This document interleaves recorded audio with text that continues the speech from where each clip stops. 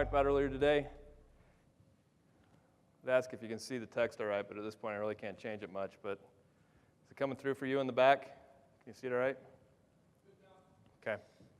So with the 5.1 release, SaltStack Enterprise, we provided some out-of-the-box capabilities around scanning for vulnerabilities and also for security compliance. We use some industry standard profiles that are available.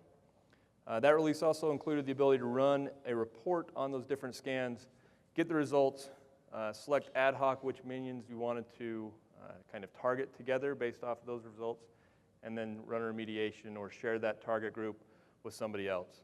As we worked through kind of that story, what we saw was in a lot of cases as we were working through this, customers wanted to be able to run those scans from a security team, but those security teams didn't have the rights or access to be able to remediate those.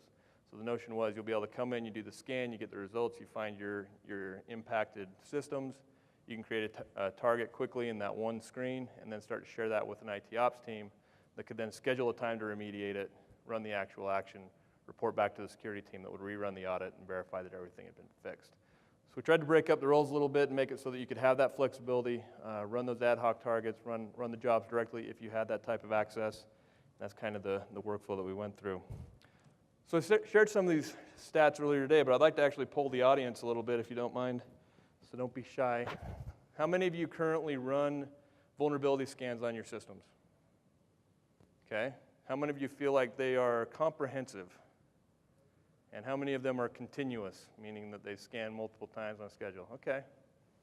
For those of you not looking around, they actually are somewhat close to the results we got here. How many of you run configuration compliance scans on your servers? Okay. And of those, how many of you believe that they're comprehensive? And how about continuous? Okay. So, as I mentioned earlier in the keynote and as stated here, this is from a survey from Frost and Sullivan, as they went out to the market and started to interview various respondents, what they found was similar to what we're seeing here, just that most people who are actually running scans don't believe that they're actually sufficient. And then even more so, if we step back and look at the broader audience, more than the majority believe that those programs just simply aren't working, right? So they either haven't implemented them, they haven't gone far enough, it's just a concern. And it's one of those things that's really interesting as we step back and we look at the world as, you know, in the shadow of Equifax and a number of other things, and the question becomes, well, how does this happen? Well, it happens because of these types of statistics, right? People are aware that what they're doing isn't sufficient. They're aware that there's problems in the overall makeup of what they're doing, and yet they either don't have the tools, time, or resources to fix that problem. And so, of course, what we're trying to do, or what we're saying we can do, is come in there and provide a tool that will help you do that. One of the things that's good, given kind of the breakout of what we had with the show of hands here, a lot of you already have this capability with SaltStack Enterprise. You've got access to these profiles, and we'll talk about this in a little bit. You have the ability to customize those to your unique needs, make sure that they are comprehensive and sufficient, and that they're running on a continuous basis. Any questions just in the upfront materials, or counterpoints or disagreements with any of the stats from maybe your experience or the way you see the industry? All right. Fair enough. Okay, so let's start with the compliance scanning aspect of this. As it states here, security compliance is a state where a computer is in line with specific security policies. Within SaltStack Enterprise, like I mentioned, there's a set of security and industry standards that are provided out of the box. And what I've found as I've been talking to customers is those are great, right? Everybody here knows about NIST, everybody knows about CIS, everybody talks about PCI. And what I've found is when we get to the real world, what's said is, I need a little bit of column A, a little bit of column B, and then we've got these company policies that are separate from all of those, right? And it's actually the combination of those things that is your defined company policy, right? And so you need the ability to see what the standards are, hopefully have access to those and have them out of the box, but then also be able to customize the profile to fit your unique needs, whether that's additional profiles lumped together or special requests and special checks that are being taken place throughout the time. The other big thing is the ability to have this be a continuous process. And from a SALT standpoint, that continuous process doesn't mean just I'm scanning something every so often, right? Pick your time period, every hour, every day, every week, every month. But our view, and where we believe we bring kind of a secret sauce to this, is we give you the ability to scan, you get that report, it's visualized, and then you can remediate. And that remediation can be done in a number of ways, right? The most simplistic way, and even if this is the only way it can be done, is I see that report from SaltStack, I can go ahead and run some type of remediation, put it back into the proper configuration. And of course, where we want this to go is into an event-defined event automation where you have the report come back, it identifies that certain nodes are out of compliance, based off of which audit in that profile is out of compliance, you automatically run that remediated state. And the ultimate goal, of course, is that instead of having it be scan, report, and then run a manual remediation, it's go to sleep, scan runs, events are thrown, remediations take place, report is run, and you wake up in the morning and SALT's able to tell you, last night we found these compliance configuration issues, we ran these remediations, these ones are complete, your attention is needed on this subset of items. And so at this point, what we have is a tooling that allows you to start to build that in a customized fashion. And as we roll through the next year, we'll start to make that more and more of an out-of-the-box statement. What we have available today, we've got a couple of STIGs pieces, CentOS 6.7, Windows 2012, and then a number of I should say CIS items, sorry, I mistyped that. Pointing this out, these are things that we currently get from the HubbleStack project. If any of you are familiar with that, we take the work that they've done with the checks themselves as well as these profiles, and then from our side, we're continually adding through our engagements with customers and our own resources of building out additional STIGs compliance items, additional CIS items, and we're starting to look at ways that we can move into like PCI compliance. I mentioned PCI compliance on purpose. Right now, I'm actively going out talking to any customer that will work with us on PCI and GDPR. The reason I want to partner with somebody instead of just building this in-house, these are both regulations where I think it's important for us to have somebody that can work with us to ensure that we have the proper understanding of these industries or these areas, right, with the EU and GDPR, so that what we're building is in sync with what you need.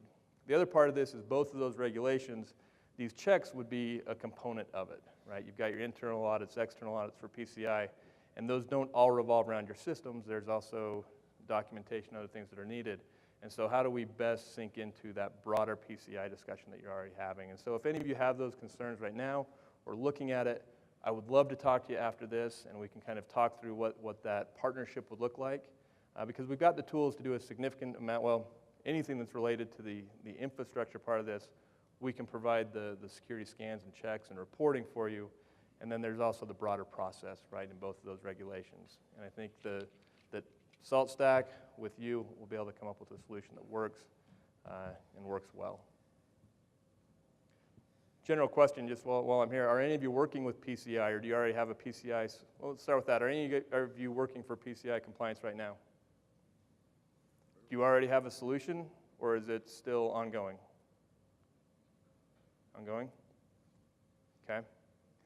Yeah, that's a good response. What about GDPR? How many of you are looking at that one? A couple of you? And that's May of next year, correct? With a 6-month window before they start dropping bombs on people. Is that the correct understanding of that one? Okay. So like I said, after this, please approach me. I'd love to talk more about what you're doing and where Salt can fit into that. In both cases, because of the way the solution's set up, it's very slick and simple for us to jump in and start working on building these profiles, and there's a great opportunity for that to move forward. So, the second piece is the SaltStack vulnerability scanning. So how many of you use vulnerability scanning tools today? All right, shout out which ones you're using. Nessus, is that what you said? Okay. How many of you are using Qualys? Tanium? Tenable?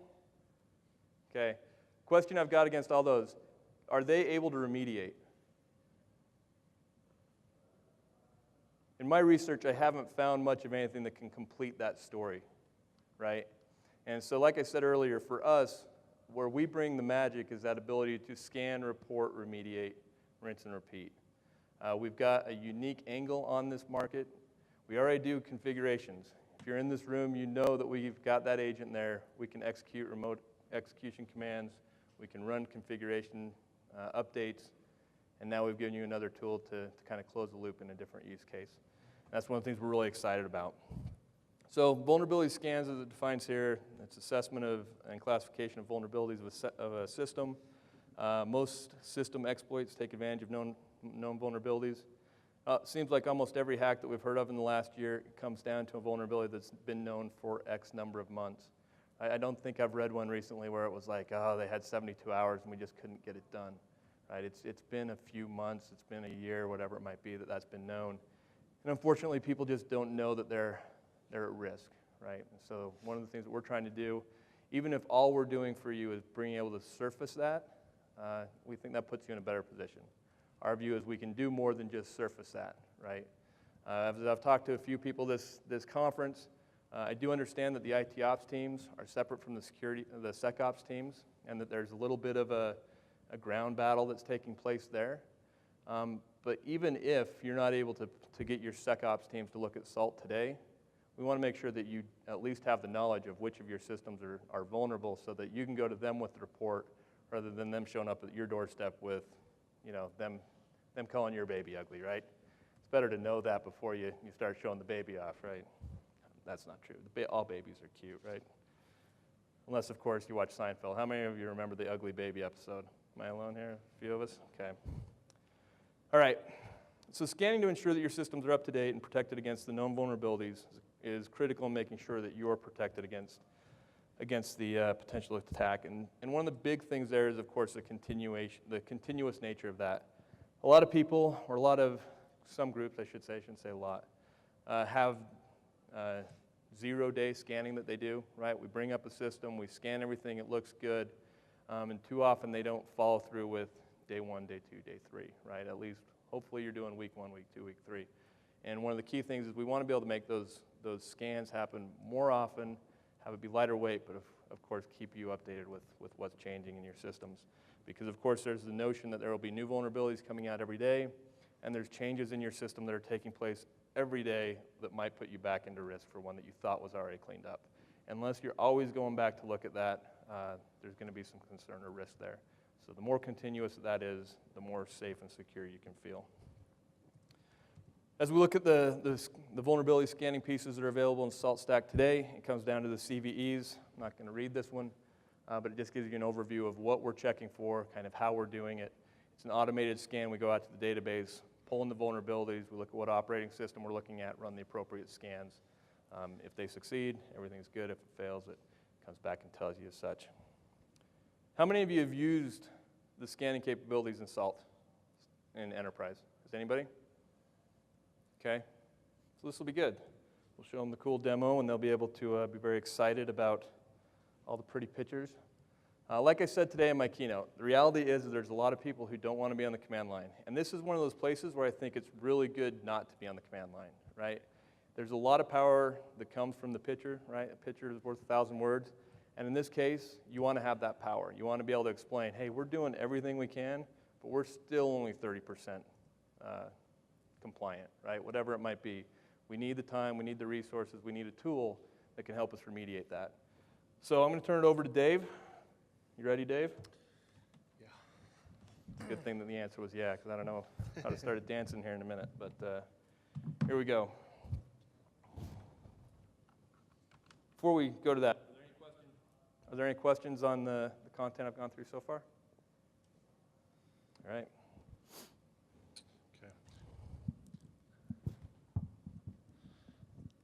How's the font on that? Should I increase it a little bit, or? All right. Okay. So, like Alex mentioned, for a good chunk of our security stuff right now, we're building on the HubbleStack project that's some friends of ours at Adobe have been building. And the great thing about that, we've been able to collaborate on building out these CIS checks and that type of thing. And if you look I want to show you a little bit what it's like on the command line. So you can see right now in OpenSSL you can run some of these checks, and then what that looks like in the enterprise GUI, and some of the benefits of having that there. So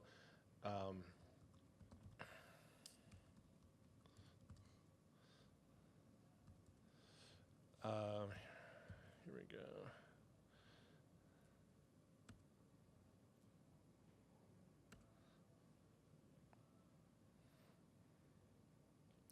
Okay, these whole stack profiles, for example, let's look at these CIS.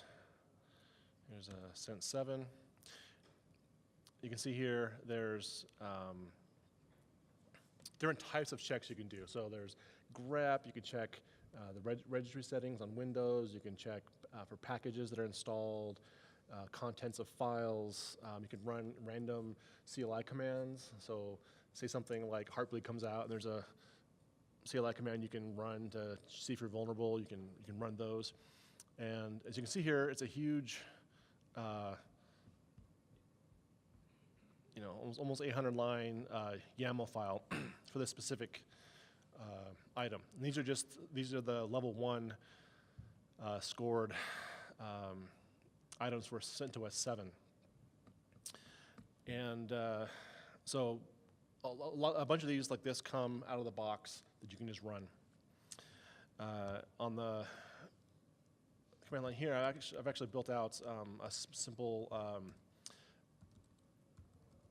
personal one called Dave Test, and this has 2 checks in here. So I have a blacklist and a whitelist. So basically here on this first one, this is on a Windows server. On this first one here, we want to make sure that the output does not equal 1 for this. I'm sorry, the value for this registry key is not 1. And then for the whitelist, we want to make sure that the value for this registry key is 0. So I've got this set up, so this should actually fail because, or actually not fail, one of the tests will fail.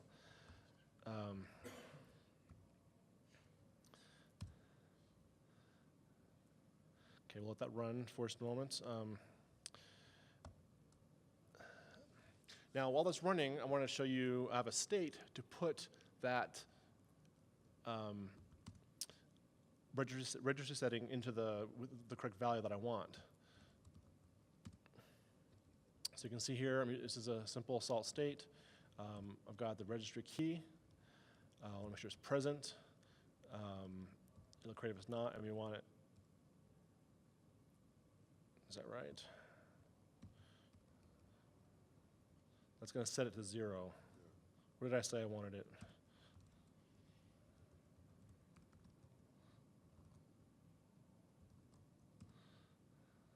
Okay, yeah, 0.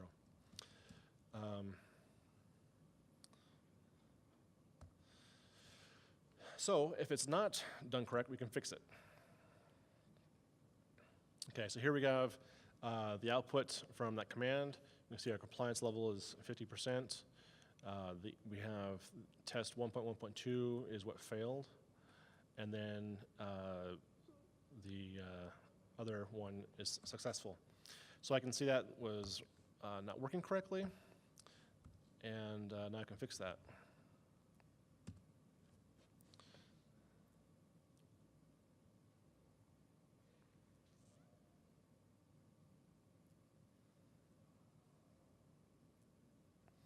Okay, so we come back. Salt tells us now that it's modified that key. It's now set to 0. So if we run this command again, let check, we'll come back and we'll see that we have 100% compliance with these items. So you can see we have like this whole library of STIG and CIS checks that you can run.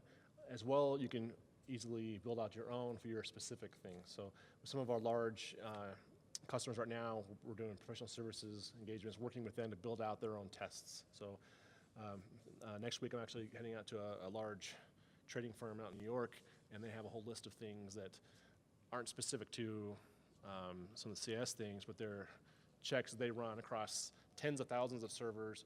It's really a painstaking thing to go through and check and make sure they're fulfilling all their security requirements and prove it. So now they can come out and print out these reports. here in the GUI, we'll come here and let's look at the job history. So we can see these jobs that have run recently. So here we have this Hubble.audit, and you can see that it was a CLI job, right? So this was run on the SaltMaster directly, not through the web GUI. Well, that's the one that's running right now, actually.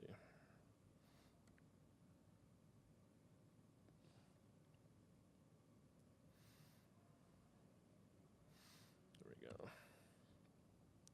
So we can see here, this Minion had 50% compliance. We had 2 items. It failed 1, and we're not seeing the compliance we want. Here, we can drill down and see here, okay, auto admin logins disabled, that's good, and this one here has failed. You can also come back in and see more details. If you look at raw, you can actually see the exact code or the data structure that Salt output. If you want to view more of the details of what happened here.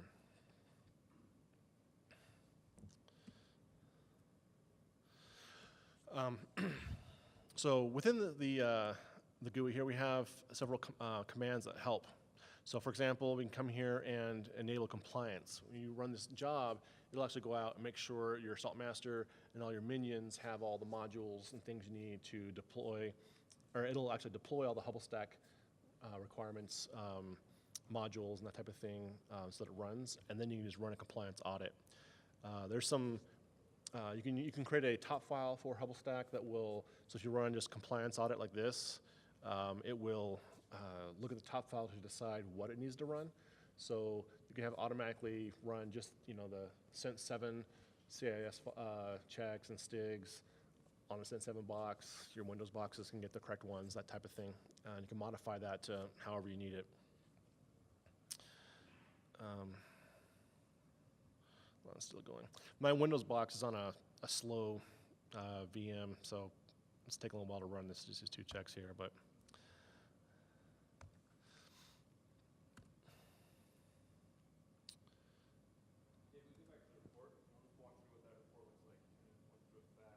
Sure. What they saw there. And so when we go to the report, like I was mentioning earlier, we wanted to make this so that it could be one of those things that's interactive and shared amongst teams. And the one's still running.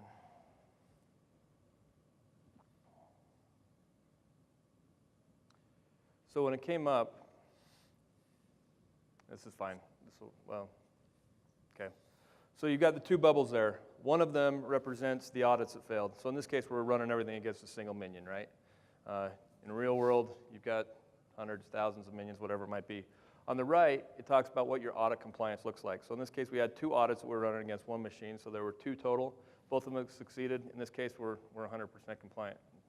In fact, there's something wrong with the report here. Can you go back to the one that had 1 and 1 so that we can show the targeting piece? Yeah.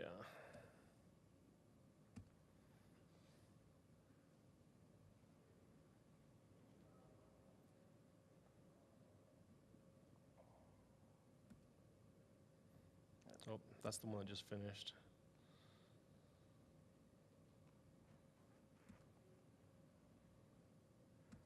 All right. What was one? Okay. So then on the other side, while he's pulling that up,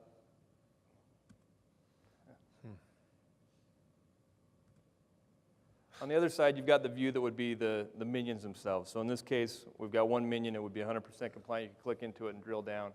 So if you click on one of those now, so we can see that in this case, we've got 34 that were not compliant. On every one of those minions, each minion failed at least 1 of the compliance checks. So in this case, our environment's 100% non-compliant, but there's very specific audits that failed. In some cases, maybe an audit is completed across everything. But in this case, we've gone down the audit path, and we're now looking at which ones were unsuccessful.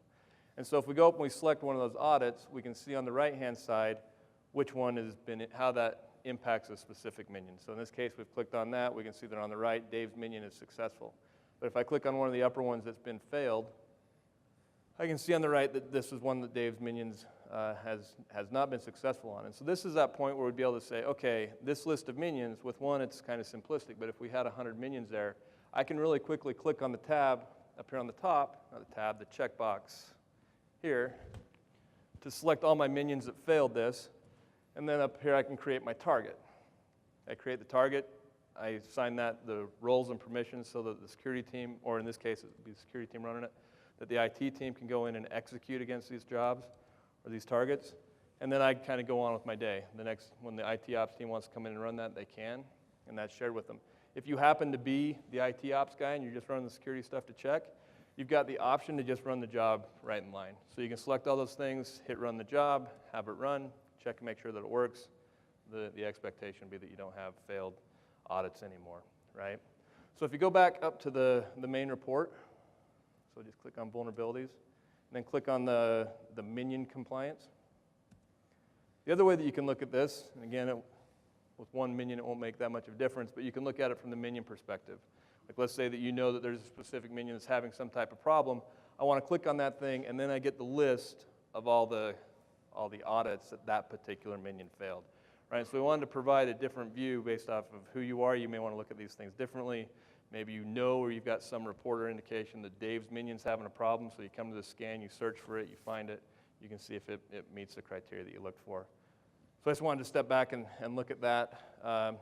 Across the rest of that, if you're familiar with our returners and reports, you can see the raw data still, you can see the full report, you can get to that information that you've got on the command line, but you've also got this other way of communicating with other teams and sharing that throughout your organization. So I just wanted to draw a little attention to that. That's great. Cool.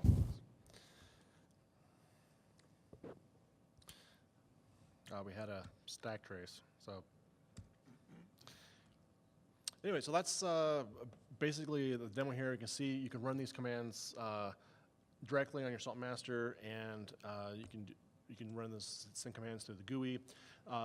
The great thing about having the GUI as well is you have role-based access controls. So you can have somebody who you don't necessarily want to have access to log into your SaltMaster and run commands. You can give them access to certain just certain specific actions in the GUI, and they can go in, run the checks they need, and then pull that report, notify if somebody else needs to make those changes, and depending on how you've built it out, you can actually have your own states, like we did here a minute ago that I showed you, that fixed the server, put it in the proper state.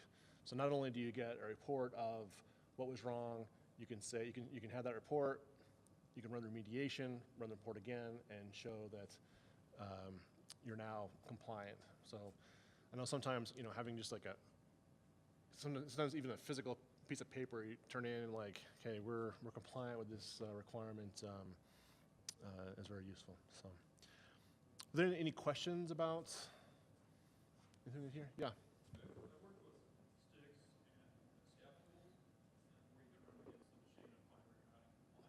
Mm-hmm. Essentially, in SaltStack, what is converting the STIG definitions into a form that SaltStack can use to scan? That's the first question. Second question is, do you guys also provide remediation study to fix that particular vulnerability? Good question. So his question was regarding STIGs, what's providing the conversion from the STIG definitions into something that SaltStack can use? And then the second question is, do we provide the remediation steps for those? So the answer to the first question is a lot of manual labor. So both Adobe and SaltStack employees have been building out these CIS and STIG definitions. There are, like some of the STIGs are provided in like CSV and JSON format you can download. That helps a little bit, but really you have to create a check for each one. So you have to figure out, first of all, it's not always clear exactly what the STIG means, right?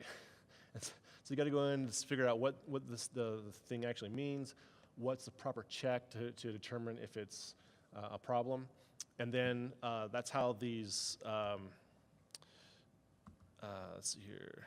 Okay, so we can see here that the check ran, we got 100% compliance, but So we're actually going through manually and creating this STIG. So this is a full STIG right here that I've selected. So you come in here, well, this is a CIS, but similar to a STIG.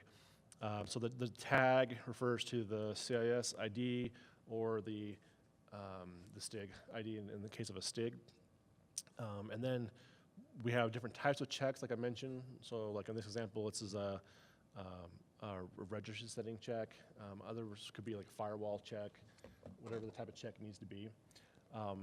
And then we match, here we're checking for the output. So this example, we're expecting, we want it to be a 1 to be the value for this registry setting, and it has to be equal to it. So most of these descriptions are pulled right out of the CIS definition or the STIG. So it's a lot of manual labor. At this point, we don't have remediations for all of them. Part of the problem is there might be multiple ways to do the remediation. Sometimes you have to have things passed off with your own internal security. And so at this point, we don't have fixes for all of them yet. Essentially, it's one-on-one for the things that you need fixed. And let me add a little bit to that. Two things to the remediation piece. One of the things we do want to move into, and what we're looking to, and as we move into 2018, is what are some of those common things that we can give kind of the starting point for. Like Dave said, a lot of this ends up being unique to how you want to do it. Some of the customers we've worked with, there's things we know how to remediate, and they say, that's fine. When you find a problem, though, open a ServiceNow ticket and let us deal with it the way we deal with it in our process. But we do want to get to a point where there's a certain stable of consistent and common remediations that we will provide. Right now, we've basically given you a set of tools, and we will help provide the deck, if you will, out of the box as we move forward. On the how do we build these, Dave was right on. We're right now building these through manual entry. As we look forward into what we want to do next, we are looking at things like OpenSCAP and looking at their XML, saying, well, if we can get this in a common format, what can we then do to just make that translate into a YAML file? And that'll answer the question for a number of items, but there are certain places where OpenSCAP's saying, oh, we don't want to deal with Windows, we want to deal with that. And so we'll still have certain places where we will need to kind of hand jam and push these through in a manual way.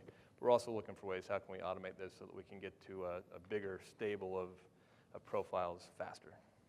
I guess the follow-up question would be, do you see that as a long-term effort for SaltStack that it will continue to provide double-stack versions of those standards or those vulnerability listed checks? Is that something you're committed to doing? Because that's, to be frank, that's where ultimately is. Yeah. Yeah, we're definitely committed to it, and part of that too is not just the profiles themselves, but as we look at how do we keep those profiles updated with you, right? Like right now, with the notion of, hey, we have a release every 6 months, well, that's great, but there's been how many vulnerabilities in that time? So we're also looking at ways of how do we make it so that there's a communication manner or way for you to check in and have these things, I don't want to say pushed, but we'll figure out whether it's push, pull, or whatever it is, so that when a new vulnerability comes out, we make the update. You know that you can come out here and get this updated profile and pull it down into your system. And that's one of those challenges that we are looking at how do we make that work? Because a lot of times we talk to customers like, hey, we can't have any communication with you guys, right? Like, that's just the way the system's set up. So we've got to work through that as well. So from my perspective, it's two parts of a question. One, yeah, we're going to continue to build these profiles, and we'll keep them updated. And that's an effort that we're highly invested in, and that's one of the reasons I'm looking at how can I automate as much of this as possible.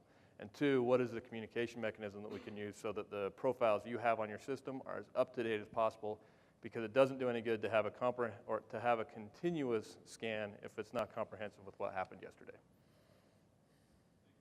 Yeah. What other questions we got? Yep. Okay. One on your list of approved agency SUSE, are you going to provide support for SLEDs? Yeah, we will in time push to all the Linux distros that would be there. And I think they're working, honestly, as I'm going back through the OpenSCAP stuff, and I was at SUSECOM a couple of weeks ago, they're doing a lot with the OpenSCAP stuff, and that would be one of the places where I would hope that we can kind of to leverage that open community to pull the scans for SUSE from. What about working through